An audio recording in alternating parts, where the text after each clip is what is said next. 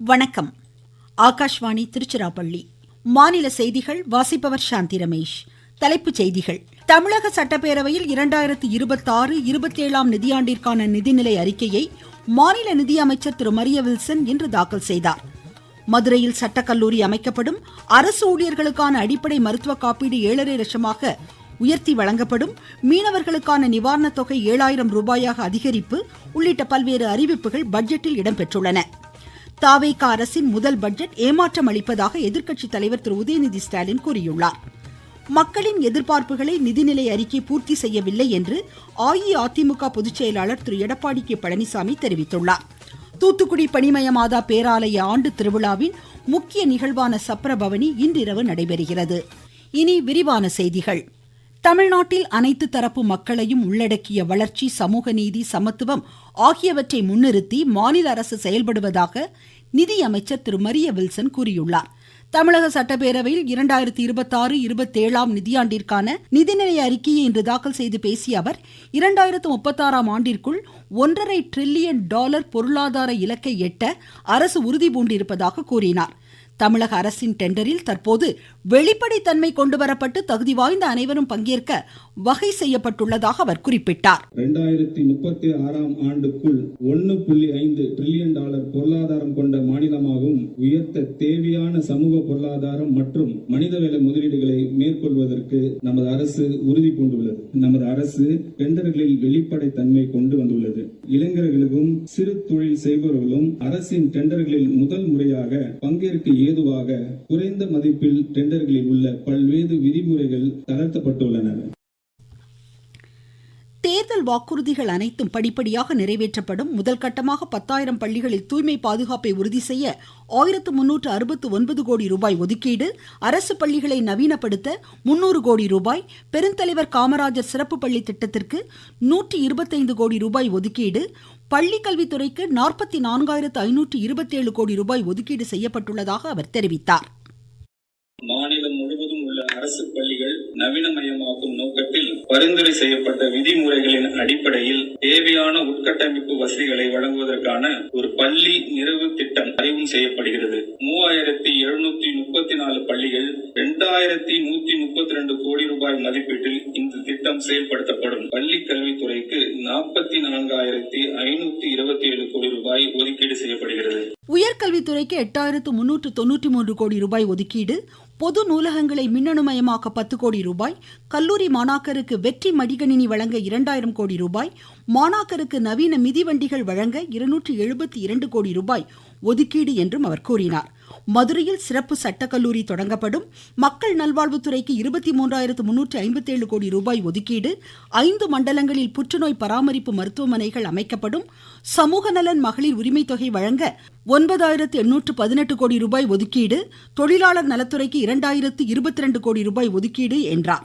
மீனவர்களுக்கு பணி இல்லாத காலத்தில் வழங்கும் உதவித்தொகை 7,000 ரூபாயாக அதிகரிப்பு. விளையாட்டுத்துறைக்கு 1,051 கோடி ரூபாய் ஒதுக்கீடு. கூட்டுறவுத்துறைக்கு 8,028 கோடி ரூபாய்.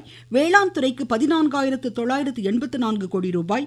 மாவட்டந்தோறும் தொழில் வளர்ச்சியை ஊக்குவிக்க 3,200 கோடி ரூபாய். பின்தங்கிய மாவட்டங்களில் புதிய தொழில் மற்றும் சிப்காட் பூங்காக்கள் அமைக்கப்படும் என்றும் அவர் தெரிவித்தார்.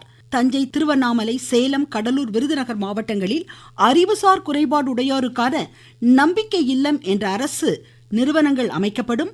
மாற்றுத்திறனாளிகள் நலத்துறைக்கு 1,485 கோடி ரூபாய் ஒதுக்கீடு.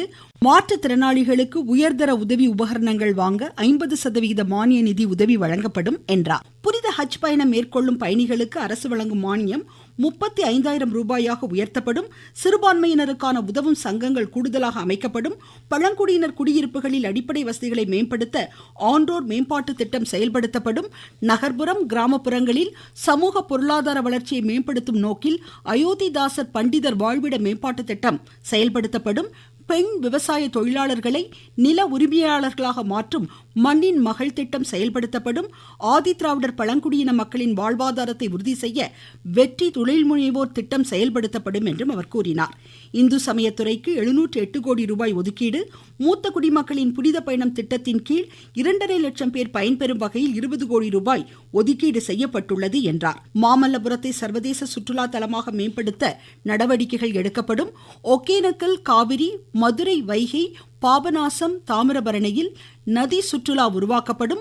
அரசு ஊழியர்களுக்கான அடிப்படை மருத்துவ காப்பீடு 5 லட்சத்திலிருந்து 7.5 லட்சமாக உயர்த்தப்படும். சமூக பொறுப்பை இளைஞர்களிடையே ஏற்படுத்தும் ஒருங்கிணைந்த இளைஞர் மேம்பாட்டு திட்டம் தொடங்கப்படும். சர்வதேச விளையாட்டுப் போட்டிகளில் சிறந்து விளங்கும் 500 வீரர்களுக்கு நிதி உதவி வழங்க கூடுதல் நிதி ஒதுக்கீடு. தமிழ்நாடு கிராமிய விளையாட்டுப் போட்டிகள் உலக அரங்கிற்கு கொண்டு செல்ல நடவடிக்கைகள் எடுக்கப்படும் என்றார்.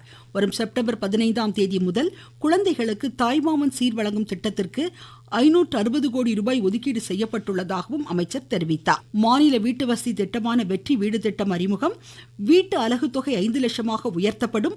அரசின் சேவைகள் குறித்த காலத்தில் பெறும் சேவை உரிமை சட்டம் அறிமுகம் செய்யப்படும். மகளிர் சுய உதவி குழுக்களுக்கு 38,000 கோடி ரூபாய் கடன் வழங்க இலக்கு. மனித வனவிலங்கு மோதலை தடுக்க 20 கோடி ரூபாய் நிதி ஒதுக்கீடு போன்ற அறிவிப்புகளையும் அவர் வெளியிட்டார்.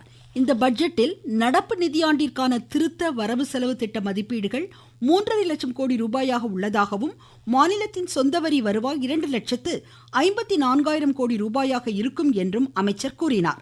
வரி வருவாய் 9.8% வளர்ச்சி அடையும் என்று தெரிவித்துள்ள அவர், வருவாய் பற்றாக்குறை 55,775 கோடி ரூபாயாக இருக்கும் என்று மதிப்பிடப்பட்டுள்ளதாகவும் குறிப்பிட்டார்.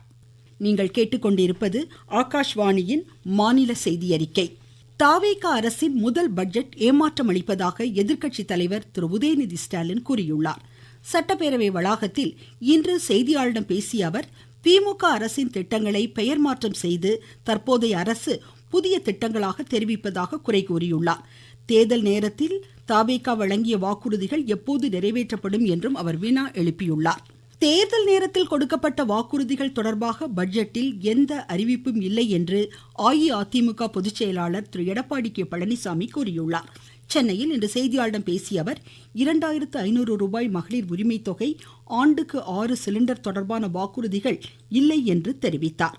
மக்களுடைய எதிர்பார்ப்புகள் எதையும் இந்த பட்ஜெட் பூர்த்தி செய்யவில்லை என்றும் அவர் குறை கூறினார். இதனிடையே தமிழக சட்டப்பேரவையின் பட்ஜெட் கூட்டத்தொடர் அடுத்த மாதம் 8ஆம் தேதி வரை நடைபெறும் என்று பேரவைத் தலைவர் திரு JCD பிரபாகர் இன்று அறிவித்தார். தூத்துக்குடி பனிமய மாதா பேராலயத்தின் 444வது ஆண்டு திருவிழாவின் முக்கிய நிகழ்வான அன்னையின் திருவுருவ சப்பர பவனி இன்றிரவு நடைபெறவுள்ளது.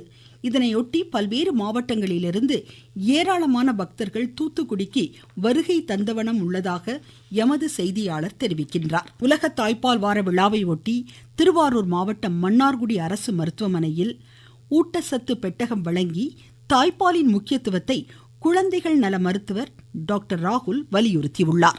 புரதச்சத்து அதிகமா இருக்கிறத எடுத்தீங்க அப்படின்னா இன்னும் பால் சுரக்கிறது உங்களுக்கு அதிகமா தான் இருக்கும். முக்கியமான ஒண்ணு என்ன அப்படின்னா முதல்ல வர சீம்பால்னு சொல்றது மொதல்ங்கிறது தான் ஒரு மிகப்பெரிய தடுப்பூசியே. அதுல உள்ள அந்த எதிர்ப்பு சக்திகளா இருக்கட்டும் எல்லாமே குழந்தைகளுக்கு கிடைக்க வேண்டிய ஒண்ணு. அதனால அது ஒரு 10 சொட்டு வந்தாலுமே போதும், அதை கொடுத்தா போதும். நீங்க எல்லாமே சாப்பிடலாம், எந்த வித தடைகளுமே கிடையாது. தாய்ப்பாலை மட்டுமே எப்பயுமே கொடுத்துக்கிட்டு இருங்க.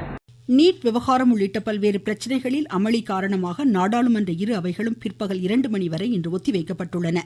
மக்களவை இன்று காலை கூடியதும் அவைத்தலைவர் திரு ஓம் பிர்லா கேள்வி நேரத்தை எடுத்துக்கொள்ள முயன்றபோது நீட் விவகாரத்தை எழுப்பி எதிர்க்கட்சிகள் அமளியில் ஈடுபட்டதால் அவை பிற்பகல் 2 மணி வரை ஒத்திவைக்கப்பட்டது. மாநிலங்களவையிலும் இதே நிலைமை காணப்பட்டதால் மாநிலங்களவையும் பிற்பகல் 2 மணி வரை ஒத்திவைக்கப்பட்டது. நாட்டில் பல்வேறு பகுதிகளில் ஓட்டுநர் பயிற்சி பள்ளிகள் ஏற்படுத்தப்படும் என்று மத்திய சாலை போக்குவரத்து நெடுஞ்சாலைத்துறை அமைச்சர் திரு நிதின் கட்கரி கூறியுள்ளார். மாநிலங்களவையில் இன்று துணை கேள்விகளுக்கு பதிலளித்த அமைச்சர் ஏற்கனவே 300 பயிற்சி பள்ளிகளுக்கு அரசு அனுமதி வழங்கியுள்ளதாக எடுத்துரைத்தார். தென்கொரியா அசானில் நடைபெறும் கொரிய மாஸ்டர்ஸ் பேட்மிண்டன் மகளிர் ஒற்றையர் காலிறுதிக்கு முந்தைய சுற்றுக்கு இஷாராணி பருவா முன்னேறியுள்ளார். ஆடவர் ஒற்றையர் முதல் சுற்றில் இந்தியாவின் ரூனாக் சௌஹான் தென்கொரியாவின் ஜின் ஜியோனை இன்று எதிர்கொள்கிறார்.